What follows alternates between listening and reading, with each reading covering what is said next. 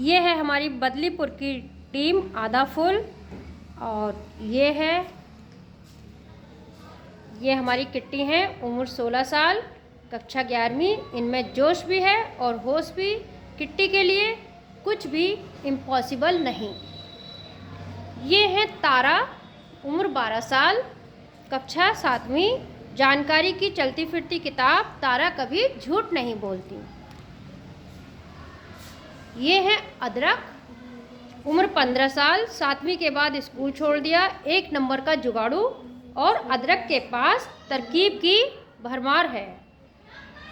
ये हमारी कहानी के मेन पात्र हैं और तीनों बदलीपुर में रहते हैं। तीनों को जासूसी करने का बड़ा शौक है। बदलीपुर में कुछ भी होता है तो ये तीनों पहुंच जाते हैं केस को सुलझाने।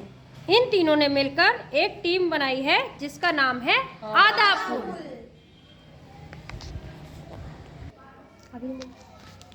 बदलीपुर में विवेक नाम का एक लड़का रहता था। वो अपने रंग रूप से बिल्कुल भी खुश नहीं था, हरदम उदास रहता था।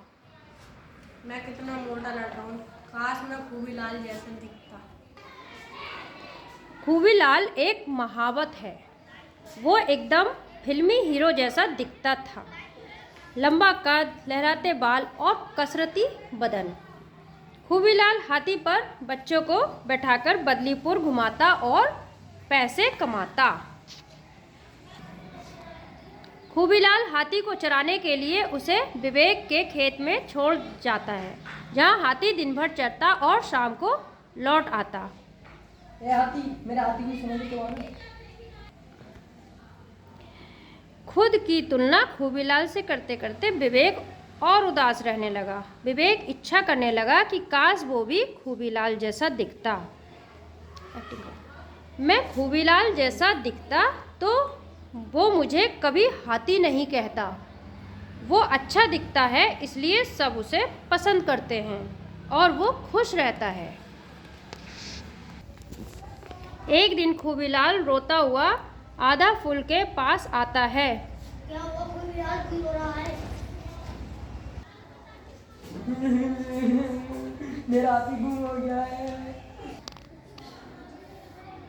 क्या हाथी कैसे गुम हो गया? मैं अपना हाथी रोज हाथी के खेत में छोड़ के आ गया था। क्या हाथी के? वो मोटा सा लड़का विवेक। तुम्हें किसी को ऐसे नहीं चिढ़ाना चाहिए। तुमने तो सिर्फ एक शब्द बोल दिया, पर इससे सुनने वाले पर कितना बुरा असर होता है। पता है, वो खुद को हीन समझने लगता है, दूसरों से कमतर आंकने लगता है खुद को। तुम्हारी इस एक हरकत से अपना सारा आत्मविश्वास खो देता है, इसलिए भूल कर भी आगे से किसी को ऐसे मत चिढ़ाना, समझे? और हमेशा सोच समझ के बोलना। अब बताओ क्या हुआ था? रोज हाथी अपना पाया था, मैं लेने गया। आइए। रोज हाथी मैं क्या, मुझे क्या पता हाथी का वो कब निकल गया। चल। पता नहीं, मेरा हाथी कामी में तो अपना हाथी का नहीं है। मुझे पता है तुम्हारा हाथी किसने लिया है। किसने? विवेक ने। क्या समझी?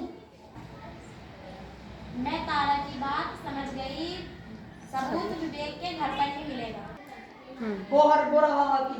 हाथी मतलब उसका नाम विवेक है। मुझे पता है हाथी की बुद्धि यही सुलझेगी। चलो उससे बात करते हैं। क्या चाहिए तुम्हें यहाँ?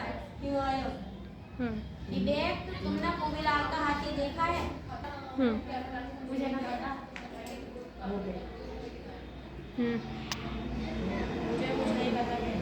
मुझे कुछ नहीं पता। तुम्हारा हाथी का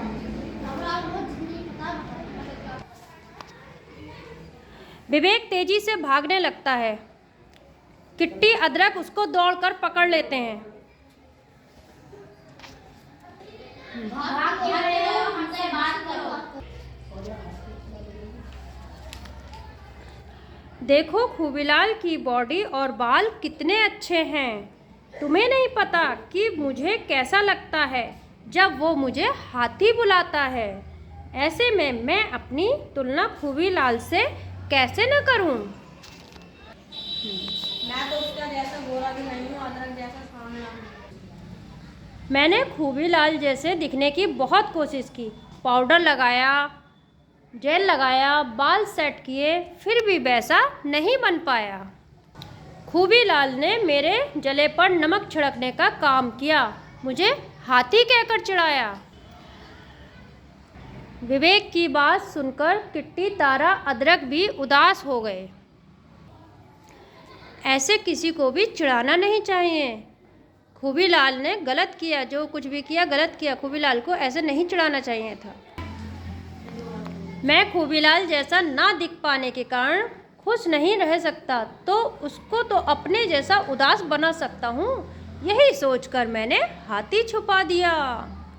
विवेक की बात सुनकर सबको मामला समझ में आ जाता है। तो ये बात है।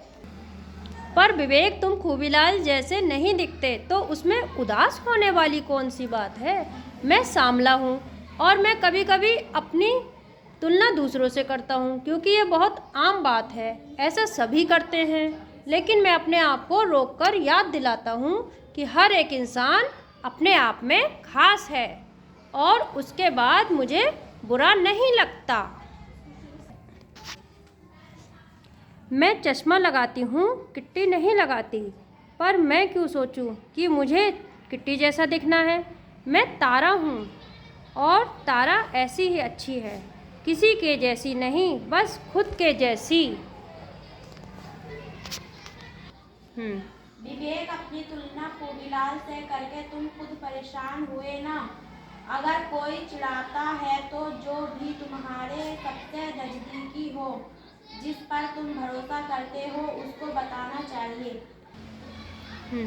मुझे बात समझ में आ गई, अब मैं किसी से भी अपनी तुलना नहीं करूँ। मुझे अब समझ में आ गया है कि दूसरों के साथ अपने रंग रूप की तुलना करना कितना हानिकारक हो सकता है। इससे रिश्ते बिगड़ सकते हैं, और तुलना करके हम खुद को और दूसरों को दुख पहुंचाते हैं। माफ कर दो विवेक, मैंने हाथी बोल दिया, तुम्हें चिढ़ाया, और मैं ऐसा कभी ना करूँगा। अब ये तो बता दो हाथी खान। विवेक सबको खेत में ले जाता है। वह गन्ने के बड़े से ढेर के पीछे हाथी खड़ा होता है। ये रहा हाथी, बड़े आराम से खाना खा रहा है। वो रहा मेरा हाथी, वो रहा मेरा हाथी। अगले दिन फिर से बदलीपुर के बच्चे हाथी पर घूमने लगे। तुम्हें कैसे पता चला तारा हाथी इसके पास है?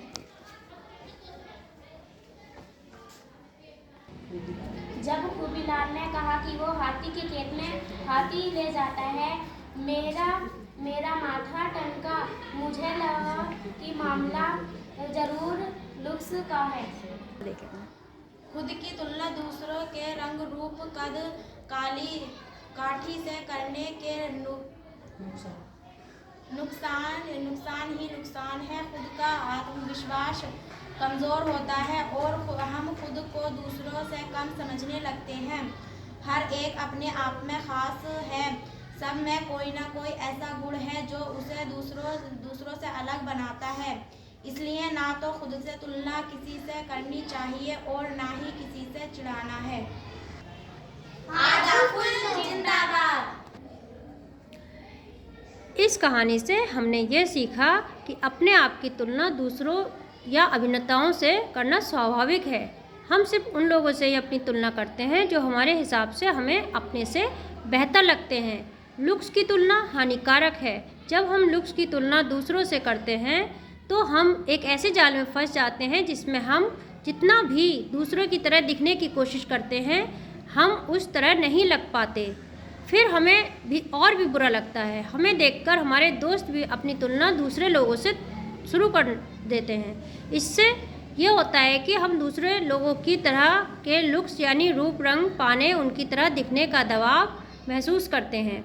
इस तरह सभी लोग जो अपने लुक्स की तुलना किसी और से करते हैं वो इस जाल में फंस जाते हैं। दूसरों से अपने लुक्स की तुलना करना बेकार है। सब लोग अपने आप में अलग हैं। हमें एक दूसरे की तरह दिखने की कोशिश नहीं करनी चाहिए। हमें अपने अनोखेपन को अपनाना चाहिए। धन्यवाद।